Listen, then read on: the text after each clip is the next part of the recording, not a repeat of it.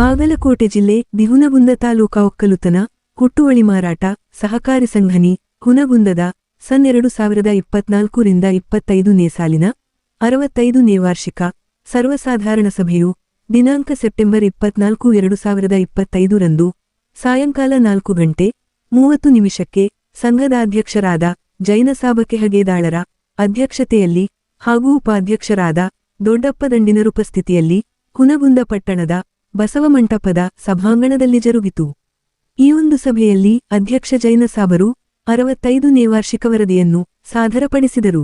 ನಂತರ ಸಂಘದ ವ್ಯವಸ್ಥಾಪಕರಾದ ಬಿಎಸ್ ಕುದರಿಮನಿರು ಹಿಂದಿನ ಸಭೆಯ ಠರಾವುಗಳ ಮೇಲೆ ಕೈಗೊಂಡ ಕ್ರಮದ ಪರಾಮರ್ಶೆ ವರದಿ ಹಾಗೂ ಪ್ರಸಕ್ತ ಸಾಲಿನ ಜಮಾ ಖರ್ಚು, ಖರೀದಿ ವಿಕ್ರಿ, ಲಾಭಹಾನಿ ವರದಿ ಹಾಗೂ ಅಡಾವೆ ಪತ್ರಿಕೆ ವರದಿ ವಾಚಿಸುತ್ತಾ ದಿನಾಂಕ ಏಪ್ರಿಲ್ 1, 2024ರಿಂದ ಸೆಪ್ಟೆಂಬರ್ 31, 2025ಕ್ಕೆ ಇದ್ದಂತೆ ವ್ಯಾಪಾರಿ ಲಾಭವು 7,45,615.86 ರೂಪಾಯಿಗಳು, ಸದಸ್ಯರ ಸಾಲದ ಬಡ್ಡಿ 10,32,382 ರೂಪಾಯಿಗಳು, ಇಕ್ಕೋ ಷೇರು ಡಿವಿಡೆಂಡ್ 2,200 ರೂಪಾಯಿಗಳು, ಡಿಸಿಸಿ ಬ್ಯಾಂಕ್ ಮುದ್ದತ ಹಾಗೂ ವಿಎಲ್ಡಿ ಠೇವು ಬಡ್ಡಿ 20,07,015 ರೂಪಾಯಿಗಳು, ಕೆಸಿಸಿಎಂಎಫ್ ಷೇರು ಡಿವಿಡೆಂಡ್ 1,00,000 ರೂಪಾಯಿಗಳು, ಬಿಡಿಸಿ ಬ್ಯಾಂಕ್ನ ಆರ್ಎಫ್ಡಿ ಬಡ್ಡಿ 75,010 ರೂಪಾಯಿಗಳು, ಕೆವಿಜಿ ಬ್ಯಾಂಕ್ ಎಸ್ಬಿ ಖಾತೆ ಬಡ್ಡಿ 6,450 ರೂಪಾಯಿಗಳು, ಭೂಬಾಡಿಗೆ 1,20,000 ರೂಪಾಯಿಗಳು,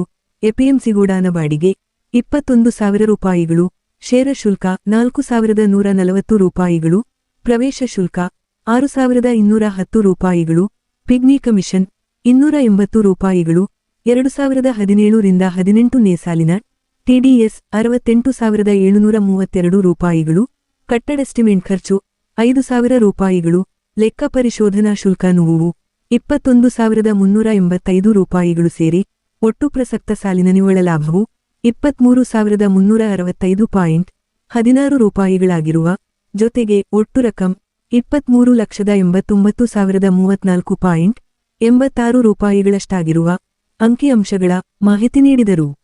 ನಂತರ ಸನ್ 2025ರಿಂದ 26ನೇ ಸಾಲಿನ ವ್ಯಯ ಪತ್ರಿಕೆ ವಾಚಿಸಿ ಒಟ್ಟು 30,50,000 ರೂಪಾಯಿಗಳಷ್ಟು ಅಂದಾಜು ಗುರಿ ಹೊಂದಿರುವ ವರದಿಯನ್ನು ಮಂಡಿಸಿದರು. ನಂತರ ಪ್ರಸಕ್ತ ಸಾಲಿನಲ್ಲಿ ಲೆಕ್ಕ ಪರಿಶೋಧಕರನ್ನು ನೇಮಿಸುವ ಹಾಗೂ ಕಳೆದ ಸಾಲಿನ ಲೆಕ್ಕ ಪರಿಶೋಧನಾ ವರದಿಯನ್ನು ವಾಚಿಸಿದರು. ನಂತರ ಅಧ್ಯಕ್ಷರ ಅಪ್ಪಣೆ ಮೇರೆಗೆ ಬಂದ ವಿಷಯಗಳಲ್ಲಿ ಸಂಘದ ಸದಸ್ಯರಿಂದ ಡಿವಿಡೆಂಡ್ ಹಣ ನೀಡುವ, ಸಂಘದ ಸ್ವಂತ ಕಟ್ಟಡಕ್ಕೆ ಅನುದಾನಕ್ಕೆ ಸರಕಾರಕ್ಕೆ ಮನವಿ ಹಾಗೂ ಟಿಡಿಎಸ್ ಹಣ ಬಳಕೆ, ರಸಗೊಬ್ಬರ, ರೈತರ ಬೆಳೆ ಸಂರಕ್ಷಣೆ ಮತ್ತು ದಾಸ್ತಾನಿಗೆ ಶೀತಲಾ ಘಟಕದ ಸ್ಥಾಪನೆ ಸೇರಿ ಇತರೆ ಪ್ರಶ್ನೆಗಳಿಗೆ ಅಧ್ಯಕ್ಷ ಜೈನಸಾಬರು ಹಾಗೂ ನಿರ್ದೇಶಕರಾದ ಬಸವಂತಪ್ಪ ಸ್ಯಂಟರದಾನಿರು, ಬಸವರಾಜ ಜಿಬಂಗಾರಿ, ಮಹಾಲಿಂಗಯ್ಯ ವಿಹಿರೇಮಠರು ಉತ್ತರಿಸಿದರು. ಈ ಒಂದು ಸಭೆಯಲ್ಲಿ ನಿರ್ದೇಶಕರಾದ ಬಸಪ್ಪ ಎಂಕತ್ತಿ, ಮಹಾಂತೇಶ ಪಿನಾಡಗೌಡ್ರ, ಶ್ರೀಮತಿ ಗಿರಿಜಾ ಗಂಜಿಹಾಳ, ಶ್ರೀಮತಿ ಮಹಾಂತಮ್ಮೆಂ ಹೊಸೂರ, ಶ್ರೀಮತಿ ಶಾಂತಾಗೌಡಗೇರಿ, ಹನುಮಂತವ ಹಾದಿಮನಿರು ವೇದಿಕೆ ಅಲಂಕರಿಸಿದ್ದರು. ಹಾಗೂ ಸಿಬ್ಬಂದಿಗಳಾದ ರಾಜು ಬಿಕರಂಡಿರು ವಂದಿಸಿದರು. ಹಾಗೂ ಸಂಘದ ಸದಸ್ಯರು, ಸರ್ವ ಸಿಬ್ಬಂದಿಗಳು ಉಪಸ್ಥಿತರಿದ್ದರು. Lokanayaka Kannada news bureau report Hungund.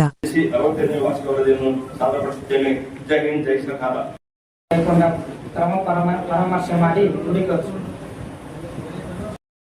ನ್ಯಾಯದ ಪ್ರಕಾರ ಮಹಾಸಭೆಯ ಅಧ್ಯಕ್ಷತೆಯನ್ನು ವಹಿಸಿದರು. ವಿಷಯಗಳ ಪಟ್ಟಿಯ ಪ್ರಕಾರ ಕಾರ್ಯಕಲಾಪಗಳನ್ನು ನಡೆಸಿಕೊಂಡು ಹೋಗಬೇಕೆಂದು ತಿಳಿಸಿದರು. ಠರಾವುಗಳಿಂದ ಪಾತ್ರ ಇಂದಿನ ಸರ್ವಸಾಧಾರಣ ಸಭೆಯ ಠರಾವುಗಳ ಮೇಲೆ ಕೈಗೊಂಡ ಕ್ರಮ ಪರಾಮರ್ಶೆ ಜರುಗಿದ ಮಹಾಸಭೆಯ ಎಲ್ಲ ಠರಾವುಗಳನ್ನು ಎಲ್ಲ ಠರಾವುಗಳು ಸರಿ ಇರುತ್ತದೆ ಎಂದು ಪರಾಮರ್ಶೆ ಗುರುತಿಸಿ ಸರ್ವಸಾಧಾರಣದಿಂದ ಪಾತ್ರ. ಸನ್ 2023-24ನೇ ಸಾಲಿನ ಜಮಾ ಖರ್ಚು, ಖರೀದಿ, ಲಾಭ ಹಾನಿ ಹಾಗೂ ಅಡಾಯ ಪತ್ರಗಳನ್ನು ಮತ್ತು ಮಂಜೂರು. ಸನ್ 2023-24ನೇ ಸಾಲಿನ ವಾರ್ಷಿಕ ವರದಿಯನ್ನು ಆಡಳಿತ ಮಂಡಳಿಗಳಿಂದ ತಯಾರಿಸಿದ್ದ ಮತ್ತು ಲೆಕ್ಕ ಪರಿಶೋಧಕರಿಂದ ತಯಾರಿಸಿದ್ದ ಜಮಾ ಖರ್ಚು, ಖರೀದಿ, ಲಾಭ ಹಾನಿ ಮತ್ತು ಅಡಾಯ ಪತ್ರಿಕೆಯನ್ನು ತಯಾರಿಸಿ ಮತ್ತು ಮಂಜೂರು. ನಮ್ಮ ಸಂಘದ ಸನ್ 2024-25ನೇ ಸಾಲಿನ ಅಂದಾಜು ವ್ಯಯ ಪತ್ರಿಕೆ ತಯಾರಿಸಿದ್ದು ಸಭೆಯಲ್ಲಿ ವ್ಯವಸ್ಥಾಪಕರು ಹೇಳಿದರು. ಸದರ ವ್ಯಯ ಪತ್ರಿಕೆಯ ಬಗ್ಗೆ ಸರಾಸರಿ ಸನ್ 2024-25ನೇ ಸಾಲಿನ ಅಂದಾಜು ವ್ಯಯ ಪತ್ರಿಕೆ ಸರಿ ಇರುತ್ತದೆ ಎಂದು ನಿರ್ಣಯಿಸಿ 3,560 ರೂಪಾಯಿ, ಸಭಾ ಭತ್ಯೆ 24,000 ರೂಪಾಯಿ, ಪ್ರವಾಸ ಭತ್ಯೆ 15,060 ರೂಪಾಯಿ, ಪಿಗ್ಮಿ ಏಜೆಂಟ್ ಕಮಿಷನ್ 84,771 ರೂಪಾಯಿ, ವಿದ್ಯುತ್ ವೆಚ್ಚ 7,308 ರೂಪಾಯಿ, GST 400 ರೂಪಾಯಿ, ಜೆರಾಕ್ಸ್ ಪ್ರಿಂಟಿಂಗ್ ಮತ್ತು ಸ್ಟೇಷನರಿ 49,520 ರೂಪಾಯಿ, ಪೇಪರ್ ಬಿಲ್ 6,356 ರೂಪಾಯಿ, ಸಾಲಿವಾರ್ 38,583, ವಾರ್ಷಿಕ ಮಹಾಸಭೆ ಖರ್ಚು 9,150 ರೂಪಾಯಿ, ಕಂಪ್ಯೂಟರ್ ವೆಚ್ಚ 5,600 ರೂಪಾಯಿ, 21,385 ರೂಪಾಯಿ, 25,65 ರೂಪಾಯಿ 14%, ಒಟ್ಟು 23,89,34,86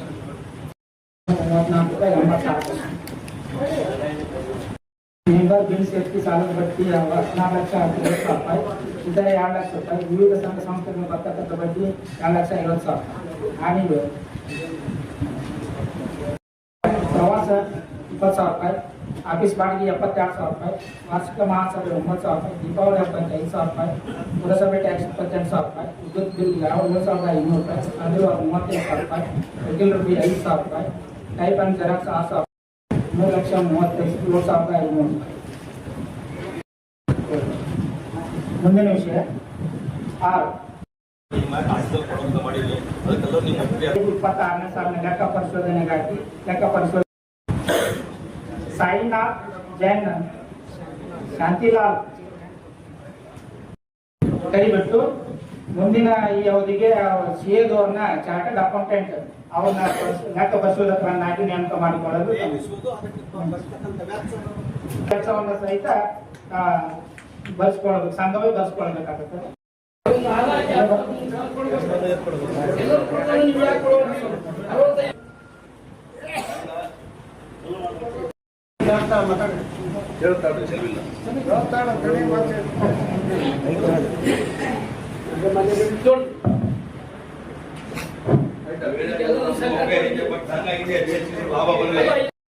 ಎಲ್ಲ ಮಾಡ್ಕೋದ ಸಂಘ ಹೆಚ್ಚಿನ ನಾವಿನ್ನು ಸಂಘ ಬೆಳೀಲಿ, ಸ್ವಲ್ಪ ಸಂಘ ಬೆಳೀಲಿ,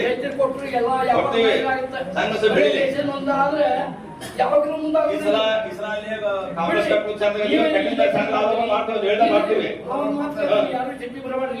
ನೀವು ಮೀಟಿಂಗ್ ಮುಂದಾಗ ನೀವೇನು ಪುಸ್ತಕ ಹೋಯ್ತಿರೋ ಬಿಟ್ಟು ಹೋಗ್ತೀರಿ, ಸಂಘ ಚೆನ್ನಾಗಿ ಅಂತ ಬಿಟ್ಟಿದ್ದೆ ಬಿಟ್ಟು ಹೋಗ್ತೀರಿ.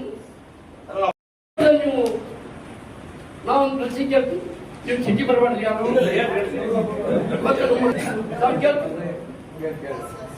ನೀವು ಬರ್ಬೇಕು.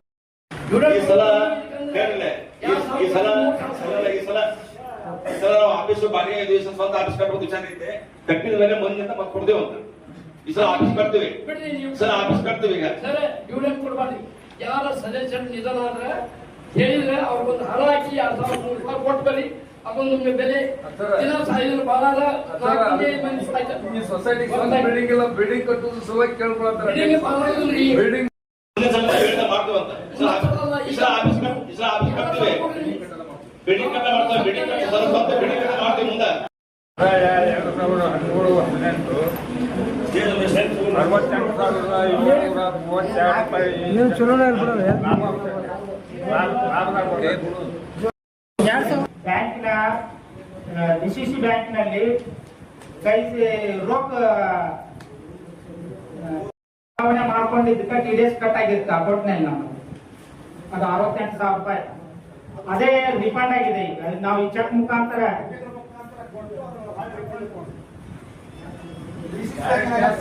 ವ್ಯವಹಾರ ಮಾಡಬೇಕು. ನಾವು ಆಕ್ಚುಲಿ ವ್ಯವಹಾರಗಳನ್ನ ಅಕೌಂಟ್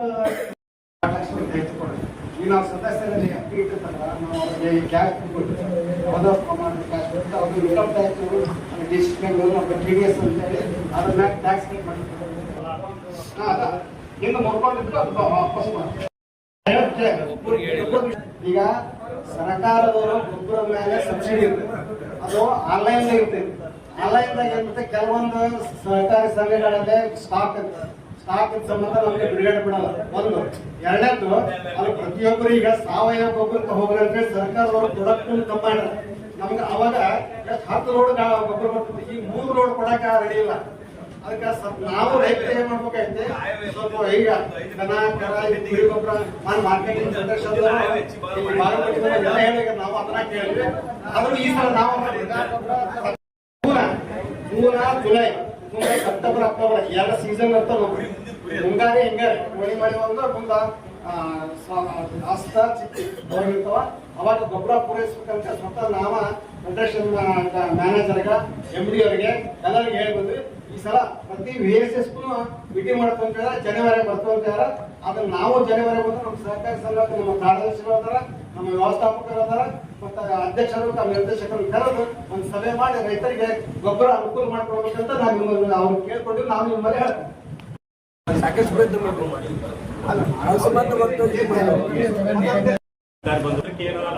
ಸುಮಾರು 4 ರಿಂದ 5 ಪೇಜ ತಮ್ಗ ಎಲ್ಲ ಹಿರಿಯರದ್ರಿ. ನಮ್ ಹೋದ್ ಬಾರಿನ ಹೇಳಿದ್ದೆ ನಾನು, ಬರ್ತಕ್ಕ ಕೊಡ್ತಕ್ಕಳು ಏನು ಸುಮ್ಮನೆ ಬಿಡುವುದರಿಂದ ಏನು ಇಲ್ಲ, ಹೊಂದಾಣಿಕೆ ಮಾಡ್ಕೇಸಿಂದ ಅದನ್ನ ಬರೋದ್ರ ಲಾಭ ಕೇಳಿರಿ ಬದಲಾದ ಹಾಕಿರ್ತಾರೆ. ದಯವಿಟ್ಟು ಅದನ್ನ ಮಾಡಿ.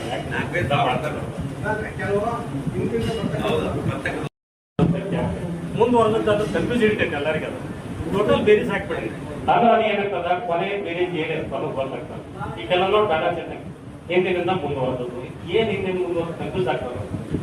ಅದನ್ನ ತೆಗೆದು ಮಾಡ್ತಾರೆ. ಎಲ್ಲ ನಿರ್ದೇಶಕರು ನೋಟಿಸ್ ಕಳಿಸ್ತೀವಿ. ಇದ್ರ ಜೊತೆ ಇವ್ನ ಏನ್ ಅದೇ ಒಂದು ಹಚ್ಚಿ ಬಿಟ್ರೆ ಅಂದ್ರೆ ಓದ್ಕೊಂಡ್ ಬರ್ತಾರೆ. ಕಡಿಮೆ ಜಮಾ ಖರ್ಚು ಆರ್ಡರ್ ಕೊಟ್ಬಿಟ್ಟಾಗಲ್ಲ, ಈ ನೋಟಿಸ್ ಒಳಗೆ ಕೊಟ್ಬಿಟ್ರಪ್ಪ ಅಂದ್ರೆ ಬುಕ್ಲೆಟ್ ಚಂದ ಆಗ್ತದ.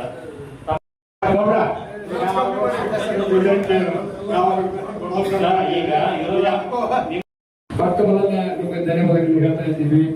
ಯಾಕಂದ್ರೆ ಇದು ಬಡ ಸೊಸೈಟಿ ಇದ್ದಾಗ ನಾ ಅಧ್ಯಕ್ಷದಾಗೂ ಕೂಡ ಹೇಳಿದ್ದೀವಿ. ನಾ ಅಧ್ಯಕ್ಷದಾಗ ಒಂದು ಗುಣವು ಕಟ್ಟಿದೀವಿ. ಈಗ ಹೋದ್ಸರೆ ಮಾದೇವ ಪ್ರಸಾದ್ ಅವ್ರ ಕಡೆಯಿಂದ ಅಮೌಂಟ್ ತೊಗೊಂಡು ಕದ್ದ ತಯಾರು ಮಾಡೋಣ. ಮಾದೇವ ಪ್ರಸಾದ್ ಅವ್ರು ತೀರ್ಕೊಂಡು ಹೋದ್ರು, ಅವನು ಸ್ಟಾಪ್ ಆದ್ರು. ಈ ಸರಿ ಏನಾದ್ರು ಮನೆ ತುಂಬಿಕೊಂಡು ಕಟ್ಟಬೇಕಂತ ತಿಳ್ಕೊಂಡು ಶಾಸಕರ ಕರೆದು ತಮ್ಮ ಎದುರಿಗೆ ಬುದ್ಧಿ ಪೂಜೆ ಮಾಡಿ ನಾವು ಒಟ್ಟ ಕಾಲಿಗೆ ಬಂದಿಲ್ಲ. ದಯವಿಟ್ಟು ಒಟ್ಟು ಏನಾರ ಅಭಿವೃದ್ಧಿ ಮಾಡಬೇಕು ಅಂತ ತಗೊಂಡು ವಿಶ್ವ ಪ್ರಯತ್ನ ಮಾಡ್ಕೊತೀವಿ.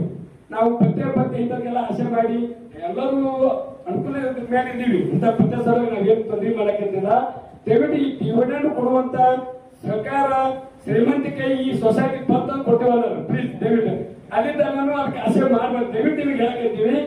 ಮುಂದೆ ಅಂತ ಒಂದು ಅನುಕೂಲತೆ ಬಂದಾಗ ಮಾತ್ರ ಏನಾದ್ರು ಮಾಡೋದು ಅಂತ. ಅದಕ್ಕೆ ನಾವು ಎಲ್ಲರೂ ಕೂಡ ಈ ಸೊಸೈಟಿ ಬೆಳೆಸಿದಾಗ ಮಾತ್ರ. ಈಗ ಬಾಡಿಗೆ ಬಂದ ಮೇಲೆ ಲಾಭ ಆಗತ್ತ. ಯಾಕಂದ್ರೆ ಎಲ್ಲರೂ ಏನೂ ಇದಕ್ಕೆ ಲಾಭ ಇಲ್ಲ, ಇತರೆ ಏನೂ ಲಾಭ ಇಲ್ಲ. ಮಾಡಬೇಕಂದ್ರೆ ದುಡ್ಡು ಇರಂಗಿಲ್ಲ. ಅದಕ್ಕೆ ಯಾವುದೇ ಒಂದು ಇದಕ್ಕೆ ಲಾಭದಾಯಕ ನಿವ್ವಳ ಲಾಭ ಯಾವುದೂ ದುಡ್ಡು ಬರಂಗಿಲ್ಲ. ಅದಕ್ಕೆ ಹೀಗಾಗಿ ಸೊಸೈಟಿ ಬಹಳ ಖರ್ಚು ಇರುತ್ತೆ. ಅದ್ರ ಹಣಿ ಕೊಡ್ತಾರೆ ಹಣ ಅಂತಾರಲ್ಲ, ಕೇವಲ 23,000 ರೂಪಾಯಿ ಲಾಭ ಆಗಲ್ಲ ಅನ್ನಲ್ಲ. ಕೇವಲ 23,000 ರೂಪಾಯಿ ಲಾಭ ಆಗಲ್ಲ. ಅದ್ರ ಮೇಲೆ ನೀವು ಡಿವಿಡೆಂಡ್ ಕೇವಲ ಅರ್ಥಗತ್ತ. ದಯವಿಟ್ಟು ಇದನ್ನ ಬೆಳೆಸ್ಕೊಂಡು ಹೋಗೋಣ. ಇದನ್ನ ಏನಾರು ಮಾಡಿ ಈ ಇವ್ರು ಹೇಳಿದ್ರು ಗೊಬ್ಬರ ಸಲುವಾಗಿ ನಾವು ಹಗಲಿ ರಾತ್ರಿ ಕೂಡ ನಿಂತು ಮಾಡ್ಕೊಂಡು ನಮ್ಮ ಸಿಬ್ಬಂದಿ ಎಲ್ಲಿರ್ತದೆ ಅಲ್ಲಿ ಬೀಸುವ ಪ್ರಯತ್ನ ಮಾಡಿ ಗೊಬ್ಬರ ತರುವಂತ ವ್ಯವಸ್ಥೆ ಮಾಡ್ತೀವಿ ನಾವು. ಅದಕ್ಕಂತೂ ಎಂದೂ ಹಿಂದೆ ಬರೋಣ ನಾವು. ಅದೇ ನಾವು ಏನಾರು ಮಾಡಿ ನೀವು ಭತ್ತ ತಗೊಂಡ್ ಬಿಡಿ ಅದು ಉಳಿತಲ್ಲ ಅಂತ ಕೇಳಿದ್ರು ಅವರು. ನಾವಲ್ಲ, ಇವ್ರು ಕೇಳಿದ್ರು, ಅದನ್ನ ನೀವು ಹೇಳಿಲ್ಲ. ನಾವು ಕೂಡ ಬತ್ತೆ ತಗೊಳ್ಳೋದಿಲ್ಲ. ಆಯ್ತಾ? ಕ್ರಮ ಮಾಡ್ಕೊಡ್ತೀವಿ. ದುಡ್ಡಿಲ್ಲ ಅಂದ್ರೂ ಯಾರ್ಯಾರ ಹಿಡೀರಿ ವಕೀಲರು ಆಫೀಸ್ ತಗೊಂಡು ಬಿಡ್ತಾ ಅದನ್ನ ಪ್ರಯತ್ನ ಮಾಡಿ. ಅಡಿಗೆಲ್ಲ ಹಾಕ್ರಿ.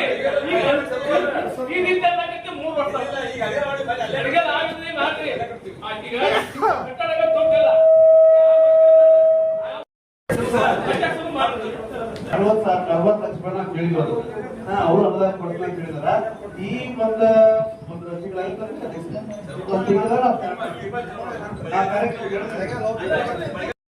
ಬ್ಯಾಂಕ್ ಕೊಟ್ಟಿ ಇಲ್ಲಿವರೆಗಾದ್ರೂ ಏನೂ ಕಟ್ಟಕ್ಕಾಗಿಲ್ಲ. ಈಗವ ಏನೋ ಭತ್ತ ಕೇಳ್ಯಾನ ಏನೋ ಏನು ಕೊಡ್ರಿ ಅಂತಂದ್ರ ಅದು ಕೇಳಿದ ತಪ್ಪಾಗುವುದ ಪ್ರಶ್ನೆ. 65 ವರ್ಷದ ನಾನು ಈಗ ಕೆಲವೊಂದು ಸಂಸ್ಥೆಗಳ ಸರ್ಕಾರದಿಂದ ಸಾಕಷ್ಟು ಸೌಲಭ್ಯ ತಗೊಂಡಾರ. 10 ಲಕ್ಷ 5 ಲಕ್ಷ 20 ಲಕ್ಷದಲ್ಲಿ ಹಿಂಗೆ ಎಲ್ಲ ಸಂಘ ಸಂಸ್ಥೆಗಳು ಸರ್ಕಾರದಿಂದ ಲಾಭ ತಗೊಂಡು ನಿಮ್ಗೆ ಈ 50 ವರ್ಷ 65 ವರ್ಷ ಆದ್ರೂ ಒಂದು ಸರ್ಕಾರದಿಂದ ಏನಾದ್ರು ಸಹಾಯ ಸಿಗ್ಲಿಲ್ಲ. ಯಾಕ ಏನ್ ಕಾರಣ? ಅದಕ್ಕೆ ದಯವಿಟ್ಟು ನಾನು ನೀವು ಕೇಳಿಲ್ಲ ಬಿಟ್ಟಿಲ್ಲ ಅನ್ನಂಗಿಲ್ಲ, ಆದಷ್ಟು ನೀವು ಪ್ರಯತ್ನ ಮಾಡಿ ಈಗ ಉತ್ಪನ್ನಕ್ಕೆ ಸರ್ಕಾರಕ್ಕೆ ಬೆನ್ನು ಹತ್ತಿ ಕಾಸು ನೀವು ಒಂದು ಏನಾದ್ರೂ ಉತ್ಪನ್ನ ಮಾಡತಕ್ಕಂಥ ದಾರಿ ಹುಡುಕ್ರಿ ಅಂತ ಹೇಳಿ ತಮ್ಮಲ್ಲಿ ವಿನಂತಿ ಮಾಡ್ಕೊಳ್ತೇನೆ. ಆ ಬೆನಿಫಿಟ್ ಅನ್ನು ನೀವು ಉಪಯೋಗ ಮಾಡಿಕೊಂಡು ಏನ್ ಗೋಡೌನ್ ಕಳಿಸಿದ್ರಲ್ಲ ಅದಕ್ಕೆ ಶೀತಲೀಕರಣ ಮಾಡುದು. ಅಂದರೆ ನಮ್ಮಲ್ಲಿ ಬೆಳೆದಂತಹ ಧಾನ್ಯಗಳು ಒಬ್ಬ ಮಾರ್ಕೆಟ್ಗೆ ಇರೋದಿಲ್ಲ. ಆವಾಗ ಅದನ್ನ ಸ್ಟೋರ್ ಮಾಡಕ್ಕೂ ಆಗೋದಿಲ್ಲ, ಡ್ಯಾಮೇಜ್ ಆಗ್ತದೆ. ಅದಕ್ಕೆ ನೀವು ಚಿತ್ರೀಕರಣ ಅದನ್ನು ಪ್ರಯತ್ನ ಮಾಡಿದ್ರೆ ದೊಡ್ಡ ಉಪಕಾರ. ಅದಕ್ಕೆ ನಿಮಗೆ ಏನ್ ನಮ್ಮೆಲ್ಲರೂ ಸಹಾಯ ಬೇಕಂದ್ರೆ ಹೇಳ್ರಿ, ನಾವು ಸಹಾಯ ಮಾಡ್ತೀವಿ. ವಿಷಯ ನಮ್ಮ ಮನೆಯಾಗ ಇಬ್ಬರು ಮೆಂಬರ್ ಸರ್ ಹೇಳಿದ್ರು, ಅದಕ್ಕೆ ನಾ ಎಂತ ನಿಂತು ಒಂದು ಮಾತ್ರ, ಯಾಕಂದ್ರೆ ನಮ್ಮ ಸದಸ್ಯತ್ವವನ್ನು ನೀವು ರದ್ದುಪಡಿಸ್ತೀರಿ ಅಂತ ಸರ್ ಹೇಳಿ. ರದ್ದುಪಡಿಸಕ್ಕೆ ನೀವು sir sir sir sir sir sir ಅಂದ್ರೆ ಇದ್ರು ನನಗೆ ಚುನಾವಣೆ ನೋಟಿಸ ಬರಲಿಲ್ಲ. ಯಾಕೆ ಬರಲಿಲ್ಲ ಸರ್? ಕುದುರೆಮನಿ ಸರ್ ಇವರು ಪೋಸ್ಟಿಗೆ ಹಾಕಿ ನಮ್ದು ನಮ್ಮ ಊರಾಗ ಹುಣಗುಂದಾಗ ನಮ್ಮ ಮನಿ ಎಲ್ಲಿ ಐತೆ ಅನ್ನೋದು ಎಲ್ಲರಿಗೂ ಗೊತ್ತು. ಅಲ್ಲಿ ನಮ್ಗೆ ಪೋಸ್ಟ್ಗೆ ಬರಂಗಿಲ್ಲ ಅಂತಂದ್ರೆ ಕಡೆಗೆ ಅಟ್ಲೀಸ್ಟ್ ನಮ್ಮ ಮನಿಗೆ ಒಂದು ವೈಯಕ್ತಿಕವಾಗಿರ ನಿಮ್ಮ ಪ್ಯೂನ್ ಇರ್ತಾರ ಅಥವಾ ಯಾರು ಇರ್ತಾರ, ಮನಿ ಎಲ್ಲ ನೋಡಿರ್ತಾರ, ನಿಮ್ ಪಿಗ್ಮಿ ಏಜೆಂಟ್ರು ಒಬ್ರು ಗೋವಿಂದ ಅಂತಂದ್ರ ಅವ್ರ ಕಡೆಯಿಂದ ಬಸವರಾಜ ಕಮ್ಮಾರ ಈಗ ಒಂದು ಕೊಟ್ಟು ಬರ್ರಪ್ಪ ಒಂದ್ ಎರಡು ಹೋಗಿ ಅವನ ಅಂತ ಅನ್ನೋ ವ್ಯವಸ್ಥೆ ಚುನಾವಣೆಗೆ ಸಂಬಂಧಪಟ್ಟಂಗ ಆಗ್ಲಿ ನಡೀತಾವ. ಅದಕ್ಕೆ ದಯವಿಟ್ಟು ಯಾವ್ದಾಗಿದ್ದು ಚಲೋನ ನನಗೆ ಒಂದು ಲೆಕ್ಕಕ್ಕೆ ಇದಕ್ಕೆ ಬರ್ಡನ್ ಆಗಿಲ್ಲ ಸಂಸ್ಥೆ. ಸದಸ್ಯರು, ಪತ್ರಿಕಾ ಮಾಧ್ಯಮರು ಅದೊಂದು ಗೌರವ ಆಗುತ್ತೆ ನಿಮ್ಗೆ. ನಾವು 3 ವರ್ಷ ಹತ್ತು ಕೇಳಾಗತ್ತಿ ಒಬ್ಬರು ಕೂಡ ನಾವು ಕೇಳೋದು ನೀವು ಹೇಳೋದು ನಾವು ಯಾಕೆ ಅನ್ನೋದು ಮನೆಗೆ ಹೇಳ್ಬಿಡ್ತೀವಿ. ಅದಕ್ಕೆ ಅಧ್ಯಕ್ಷರು ನೀವು ಹೇಳ್ಬೇಕು.